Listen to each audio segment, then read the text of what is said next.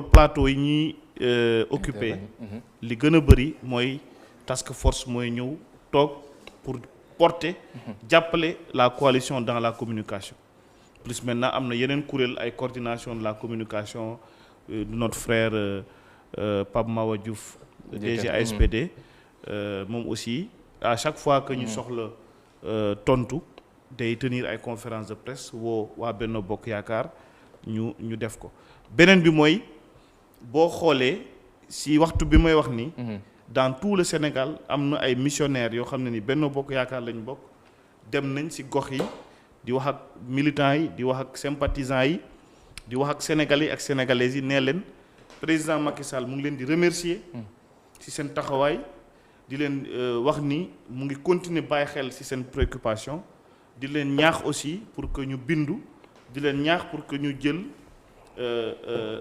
def l'unité la cohésion pour que élection législative yi ñu jëm ni ñu mën a remporter haut la main. ci législative yooyu laataa ñu ci xam naa dinañu wax ci local yi ndax waa mouvement waa coalition Yewwi Askan Wi ñoom def nañu ab ndaje ak taskati xibaar yi génnee ay chiffres yoo xam ne mettre nañ ko à l'appui pour leeral ne ñoom su fekkee ne yéen da ngeen wax ne Sénégal lu ci ëpp yéen yaa leen ko gagné ñoom suñu sukkandikoo ci chiffres yu ñu yore démographiquement su fekkee ne jël nañ Dakar jël Thiès jël itam Ziguinchor mën nañu woote ne ñoom démographiquement local yi ñoom ñoo ñi ci am ndam est-ce que yooyee mbir da ngeen koy nangu wala yéen seen ay chiffres ak ñoom chiffres yi ñu yore bokkul. parce que su ma jumul commission de recensement des votes ñëpp ko bokk. non mais baaxoon na yow nga génne chiffres yi. wala ñoom ñu wax chiffres yi exactement mais man gisaguma ay chiffres. li ma gis mooy tey boo jëlee sur le nombre de villes yi nga xam ne ni am na. Au niveau du scrutin départemental sur les 43 départements ñun ñoo gagné 38 départements yi. oui conseil départemental. conseil départemental. coalition Yewwi gagné 4 départements wàllu moo am benn département. boo jëlee léegi ci wàllu ville Yewwi Benno Bokk Yaakaar gagné na benn ville Yewwi gagné 4 villes wàllu amul benn ville bu mu gagné boo jëlee ci wàllu commune loolu ci ban boor la. loolu si wàllu benn ville nga wax. waaw benn boo jëlee commune. sur les 553 communes.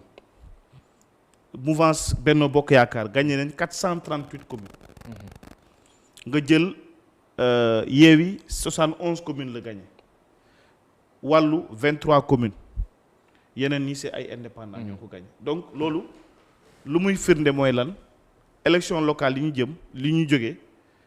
coalition Benno Bokk Yaakaar moo ko gagné léegi nag mën nañ leen nangul benn affaire mooy am na ay ville yu am solo ku mel ni Dakar Thiès Ziguinchor commune de Ziguinchor ak Guédiawaye gagné nañ ko loolu mën nañ te loolu aussi daanaka nekkuloon ci coalition bu Benno Bokk Yaakaar. waaye li ngeen doon xëccoo la ndax démographiquement dafa am lu muy représenté. waaw mais loolu terewul.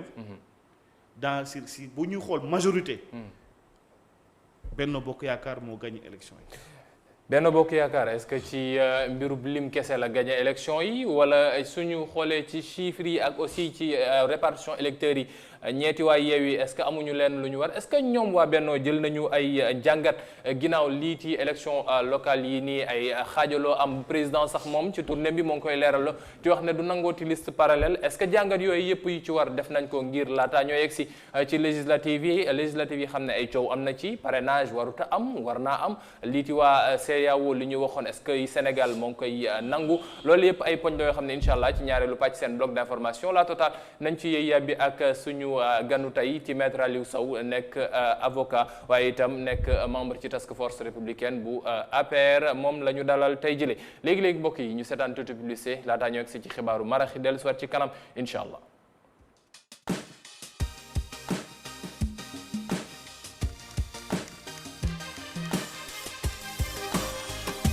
ñu sant ko bu baax gërëm ko moom Baye Cheikh Sall mi ne woon ci xibaaru marax yi ñu egsi ci ñaareelu mujjanteelu pàcc seen bloc d'information la totale ni ma leen ko xamalee tey ñuy waxtaanee li jëm ci mbirum politique langue bi fan yi coow yi ci diggante Ousmane Sonko Benno Bokk Yaakaar ndax mën nañu wax ne coow am na waaye itam ay yeneen poñ la ñuy jéem a laal local yi xam ne weesu na résultat yi ci génne législative yi ak itam mbirum parrainage suñu gan maître Aliou Sow nekk avocat nekk itam membre ci task force républicaine bu APR ci beneen boor bi waa Pastef waroon nañ fi ne waaye ñoom nag nee nañu pour des convenances personnelles mënuñoo ñëw toog ci plateau bi looloo tax ñu defee ko nii alors maître sànq maa ngi looy wax ne la ci élection locale yi ñu génnee président gis nañ ko sax d'accord nee na am ngeen ndam ci li mu jàpp waaye dafa mel ne moom béggu ci ndax ci liñ koy gis tout le temps mu ngi naqarlu liste parallèle yi am waaye itam xaajaloo bi xam ne moom ngeen demee est-ce que jàngat am na ci parce que suñ demee ba waa Yewwi Askan yaa ngi doon wax mbirum chiffre sànq waaye Yewwi génne nañu ay chiffres ne si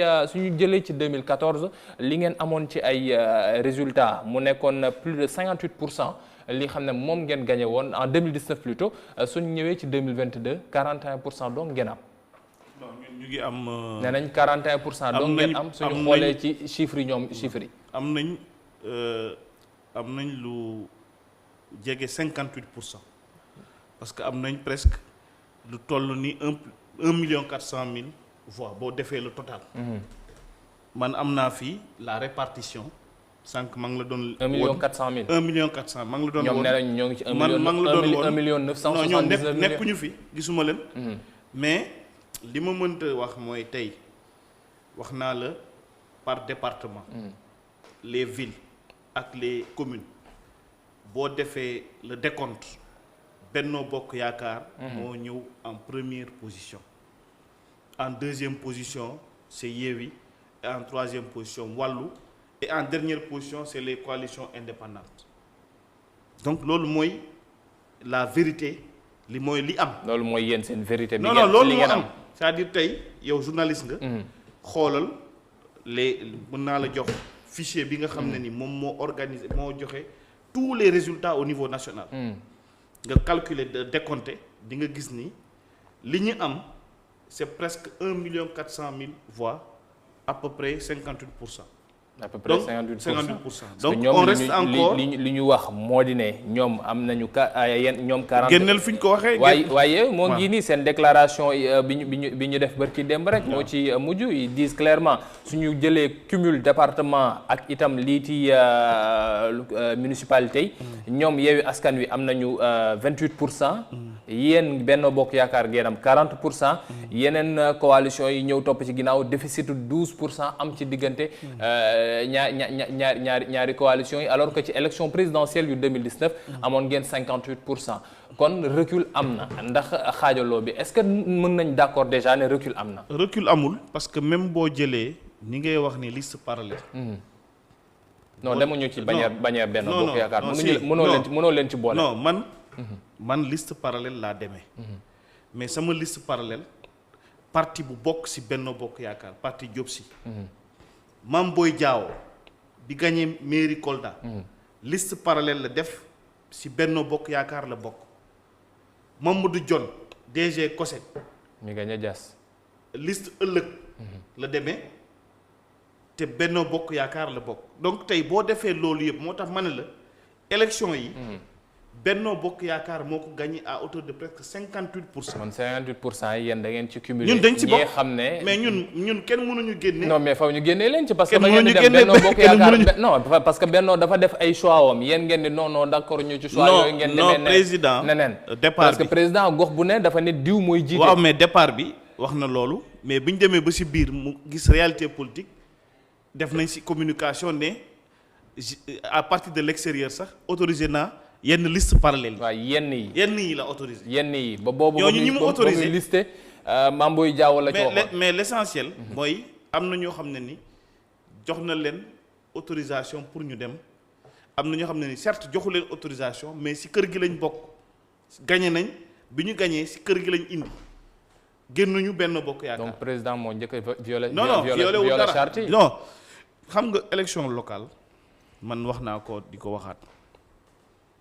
tey del nañ ay coalition ñu ngi wax ay Yewwi mais xëy na avant ñuy egg élection législative sax Yewwi mën na tas nekk beneen yeneen coalition wàllu wax nañ ko mais mën na tas donc même phénomène majorité yooyu ñuy wax day évoluer day varier si conseillers yi conseillers yi amul benn législation bu leen ne boo jógee conseiller sa parti bi la fal da ngay perdre sa place c'est pas comme à l'Assemblée nationale donc li ñu mën a retenir tey mooy si élection locale yi di ñëw dans peut-être 5 ans nañ fexe ñu gën a may citoyens yi possibilité ñu tànnal seen bopp seeni liste au niveau local loolu appel bi ngeen def président non loolu les experts ak ñi nga xam ne ni am nañ bëgg démocratie avancée parce que man par exemple jàpp naa ni décentralisation bi buñ ko bëggee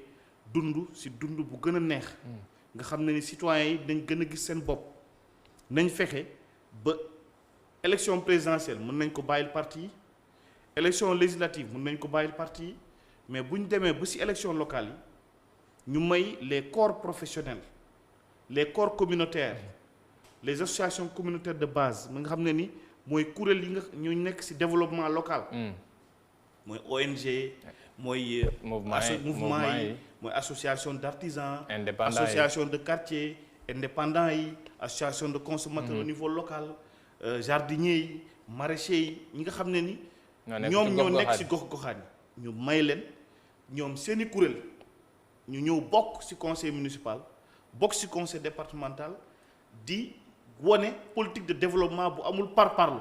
soo leen defee loolu est-ce que doo leen yegsi ci li ñu doon bañ ci atum 2014 moom li ngeen te ñëpp doon ko jooytu di wax ne dañuy yegsi ci élection ñu gis téeméeri liste kenn xamul parti fu mu jógee kenn xamul ku leen créé kenn xamul nan leen financé dañoo tëb rek gis parti yi ku nekk ñëw est-ce que loolu nekk loo xam ne day gën a jaxase champ politique bu Sénégal mi xam ne déjà ñëpp ñoo ngi koy jooy ci parti politique yi ni mu taxawee.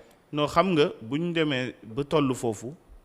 mode élection yi loolu ngeen doon kaas moom moo tax ngeen andi fi parrainage loolu ngeen doon kaas moo tax ba ngeen andi caution bu 15 millions. xam nga loolu amaguñu système bu leer suñu bopp man waxuma ko ci tuuru Benno Bokk Yaakaar waxuma ko ci tuuru président la dama wax ni man en tant que acteur politique jàngat bi ma def ci wàllu élection locale mooy fi ñu jëm ëllëg loolu moom moo war a am pour que ñu mën a xejal citoyens yi parce que de plus en plus ñu ngi am ay demandes citoyennes boo xam ne ni bokkul ak demande des partis politiques.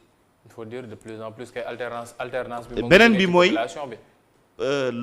demande citoyenne boobu moo tax ñu nangu candidature indépendante demande citoyenne boobu moo tax tey élection locale ñu dem suffrage universel direct.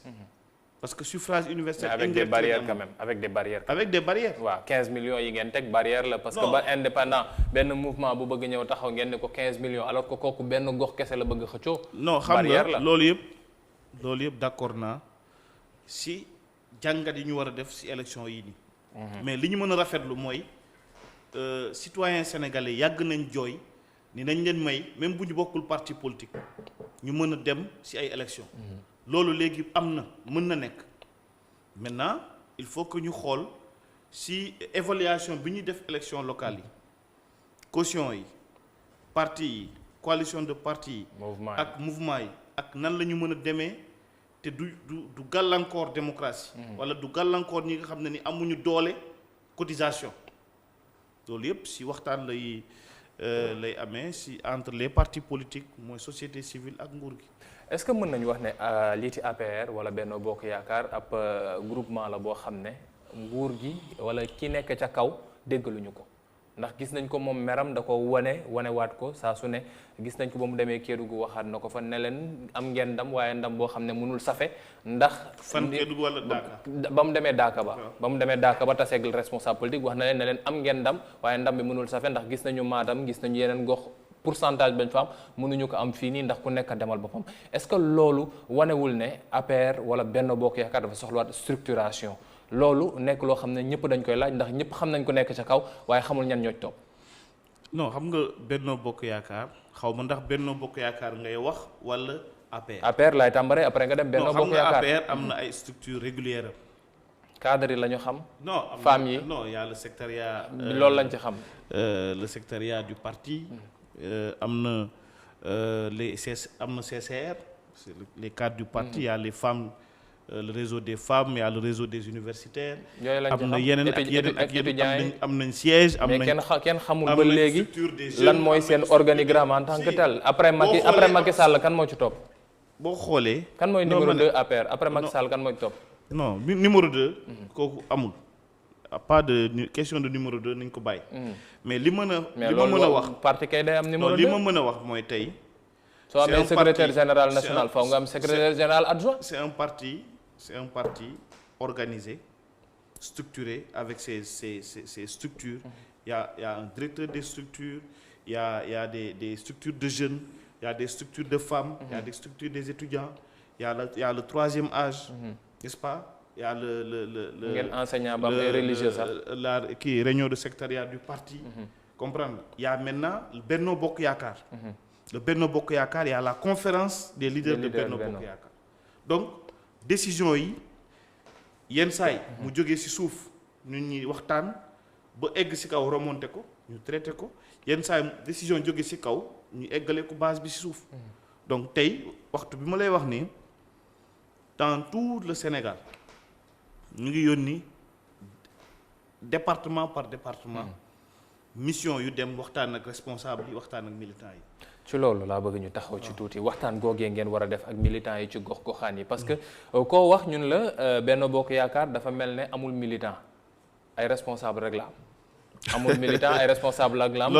je m'explique pourquoi nit ñi di ko moo di ne ku fi président jël tey def la ministre wala suba mu def la directeur wala ginnaaw suba mu def la nga jiite lii wala lale yow tu te dis man gox bi man maa fi responsable en fonction seen grade politique dafa mel ne moom ngeen jàppee ne wala seen grade institutionnel moom ngeen jàppee ne moom mooy tax ngeen nekk responsable ci gox yi xamuñu kan moo jiite tel gox kan moo topp kan moo ci topp est-ce que loolu nekkul ay mbir yoo xam ne mën na leen andil ay jafe-jafe ca Guédiawaye bi ngeen perte ville de Dakar bi ngeen perte ak Ziguinchor bi ngeen perte ak yeneen gox.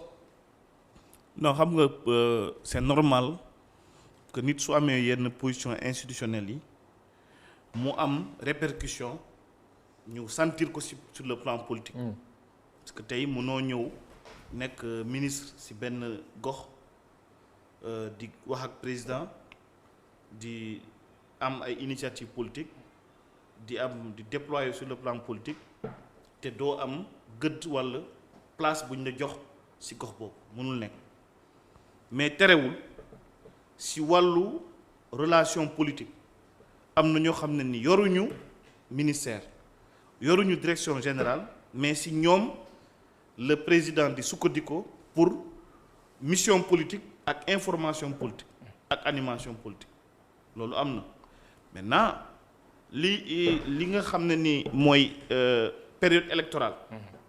chaque fois que ñu toll ci période électorale. chaque fois ngeen yegg ci moom.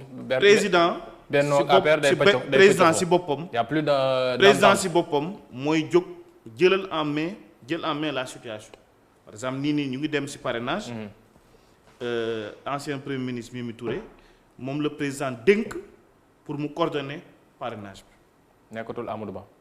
non bii du élection. bii c'est pour le parrainage. bii parrainage bi la ko dénk.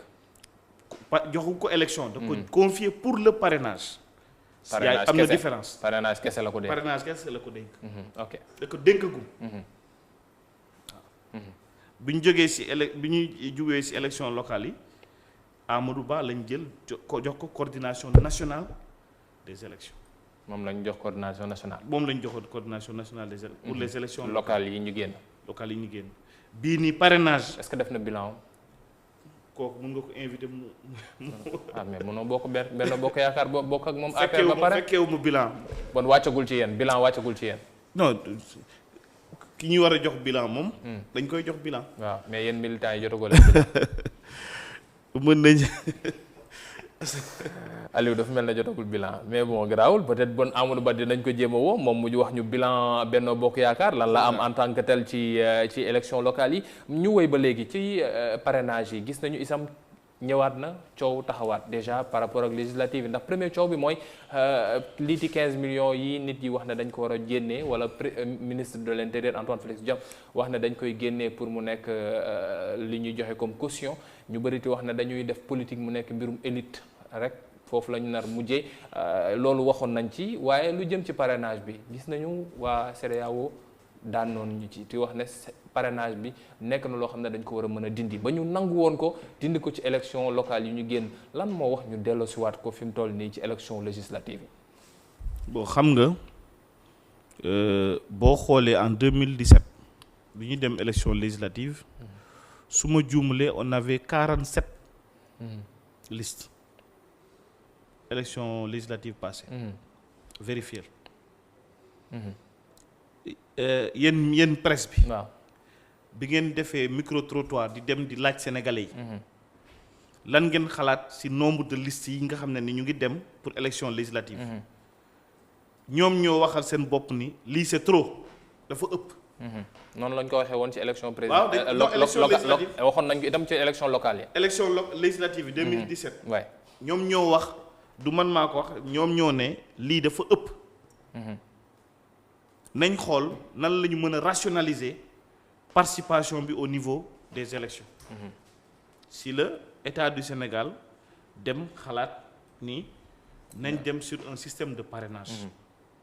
loolu moo indi le système de parrainage sinon mën nga yeewu tey dem élection présidentielle tu te retrouves avec 300 candidats on a combien de partis imaginez tey ñu yeewu parti yëpp déposé caution ne dañuy participer ci élection. mais c'est pas le cas pour local yi local alors que. non local yi xam nga local 2014 yi ñoo gënoon metti foofu la coow bi yëpp ñëwoon benn gox da nga fay gis plus de 40 wala plus de 20 listes yoo xam ne dañ fay nekk. même local yi. mais local yi tegoo leen ko ngeen bàyyi ba législative yi ak nu assemblée amee gëdd ngeen delluwaat.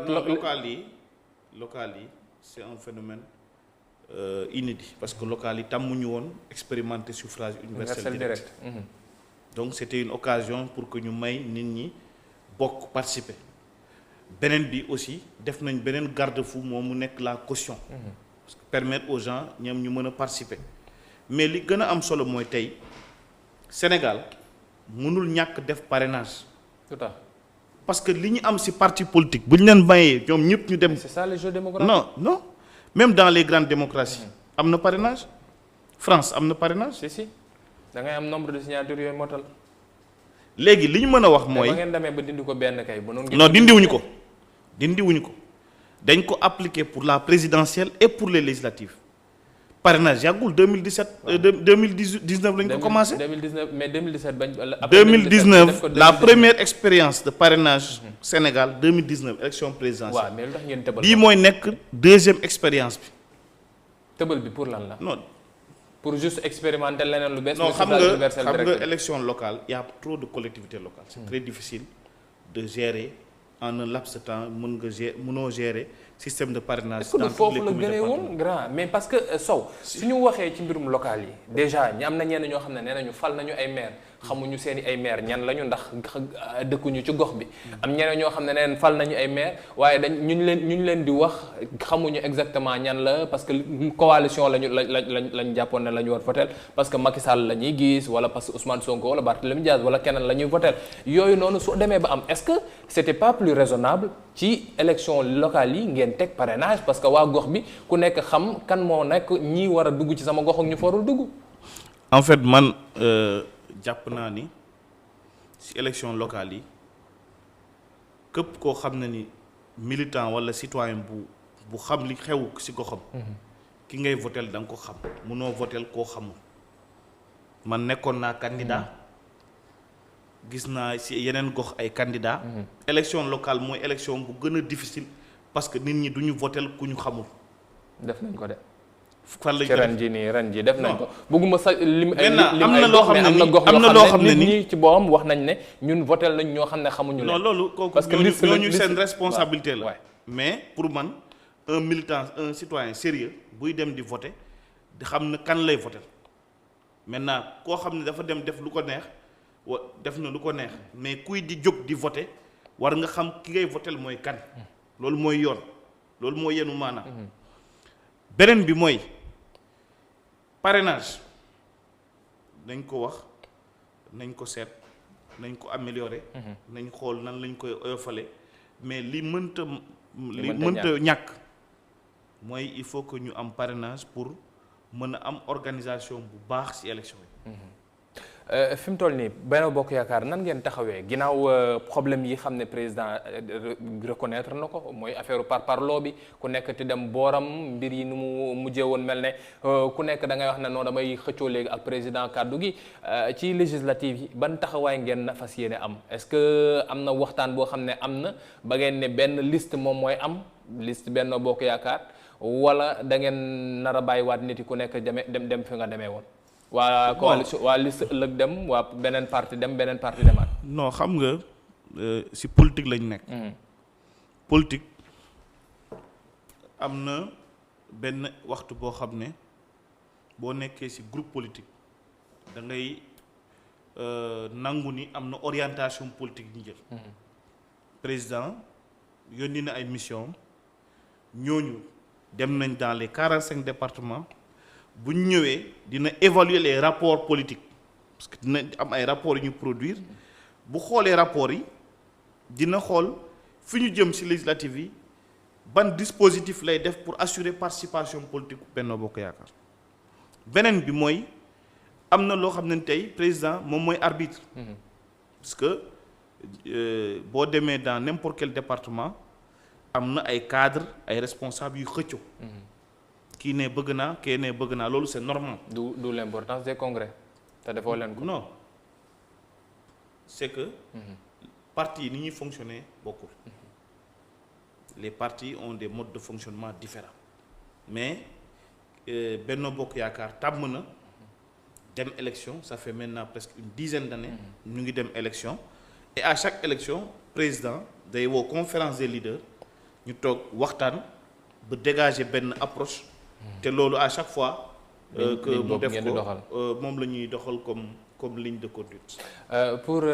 pour terminer ci loolu laay wax li ma laajte léegi à quand la ñuy mën a toog ne Benno Bokk Yaakaar moo ngi def APR plutôt pas Benno Bokk Yaakaar APR ñoo ngi def congrès ba war a wax ne gox bi kii moo fa nekk responsable bi nekk ci kaw du xëccoo ak ministre bi parce que sànq yaa ngi wax mais d'accord ma en politique militant bi moom moo nekk ca kaw responsable bi sax parce que militant bi moom mooy ressembler base bi laata responsable bi ni ñëw pour chapeauter après yéeg ci président parce que ci suuf la politique gu gox-goxaan moom jàpp naa ne ci suuf lay tàmbalee mën a yéeg ci kaw mais kañ la ñuy dem ba gis ay congrès gis ay waa APR ñoo ngi jaay carte ay mbir yoo xam ne dañ mel na ci yeneen parti yi lañ koy dégg mais yéen duñ ko dégg. amul parti bu koy def. non parti socialiste da koy def.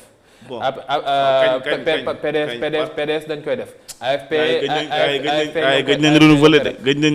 non gëj nañ renouveler mais ñoo ngi jaay carte. gëj nañ même jaay carte bi ñoo ngi jaay carte. même carte yi jaay carte yi ñoo ngi koy jaay mais yéen kañ ngeen koy def. jaay carte yi moom. parce que yéen kenn mosu leen ci dégg yaa ngi wax ne yaa ngeen dem assemblée yaa ngeen dem élection et tout mais kenn mosu leen dégg ci loolu est-ce que nekk na loo xam ne yéen a ngi koy projeté déjà.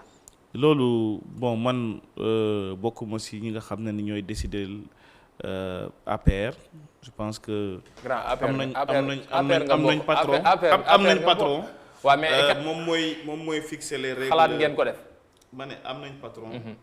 moom moo fixer doxalinu APR moom moo ko créer mooy wax nan la ñuy structurer nan la ñuy organiser woo. mais man loolu awma si tontu.